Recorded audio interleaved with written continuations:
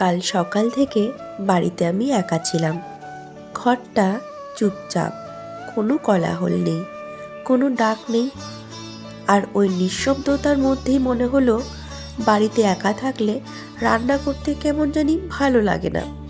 তাও আবার যদি সেটা শুধু নিজের জন্য হয়। আগে যখন রান্না করার কথা বলা হতো আমি লিটারেলি ভয়ে পালিয়ে যেতাম।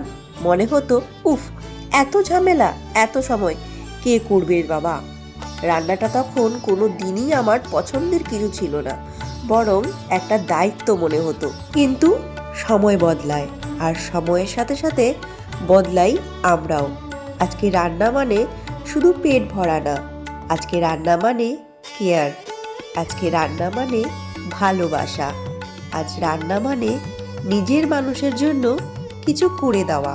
এখন নিজের কথা আগে মাথায় আসে না, প্রথমেই মনে হয় আমার ছেলেটা কি দিয়ে খাবে, কি রান্না করলে ও খুশি হবে, তার পেটটা ভালো করে ভরে যাবে তো।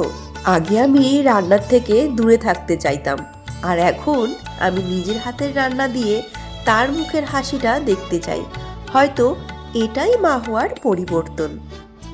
যখন দেখি আমার বানানো খাবার তার ছোট্ট হাত দিয়ে তুলে খাচ্ছে, তখন মনে হয় এই ছোট্ট ছোট্ট মুহূর্তগুলোই জীবনের সবচেয়ে বড় পাওয়া। আজকে রান্না আমার জন্য কোনো দায়িত্ব না, আজকে রান্না আমার ভালোবাসা প্রকাশ করার একটা উপায়। কারোর জন্য কিছু বানানোর মধ্যে যে শান্তিটা আছে সেটা হয়তো অন্য কোথাও নেই। জীবনটা এমনি, আগে নিজের জন্য ভাবতাম, আর এখন আমার প্রত্যেকটা চিন্তা ঘুরে ফিরে আমার ছেলের কাছে গিয়েই থামে। হয়তো এইভাবেই নিজের থেকে বেশি করে আরেকজনকে ভালোবাসা যায়।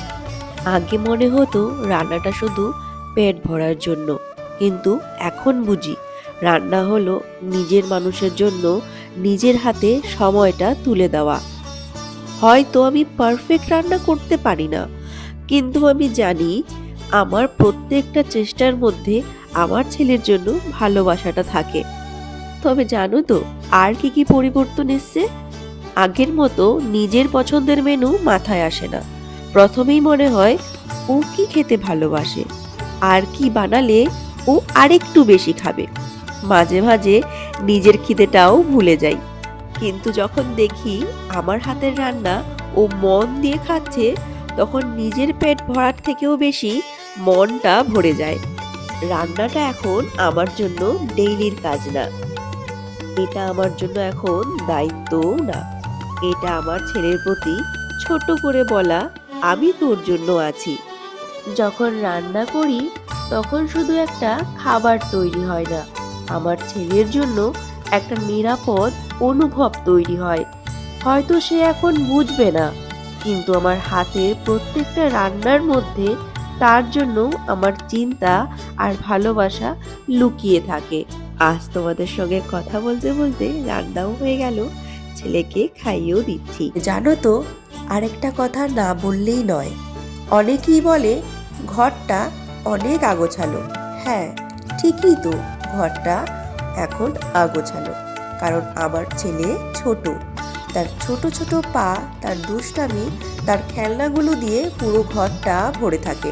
কিন্তু আমি জানি একদিন যখন সে বড় হয়ে যাবে, তখন হয়তো এই ঘরটা খুব পরিষ্কার থাকবে, খুব সুন্দর গোছানো থাকবে, কিন্তু থাকবে না এই ছোট ছোট আওয়াজ, থাকবে না এই এলোমেলো খেলনা, থাকবে না আমার ছেলের এই দুষ্টামিগুলো।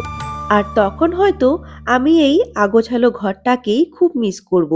তাই আমি ঘর পরিষ্কার করার আগে আমার ছেলেকেই প্রায়োরিটি দেই, কারণ ঘর আবার গোছানো যাবে, কিন্তু ছোটবেলার এই মুহূর্তগুলো আর কখনো ফিরে আসবে না। আজকের এই আগোছালো ঘরের মধ্যেই আমার সবচেয়ে সুন্দর গোছানো ভালোবাসা লুকিয়ে আছে।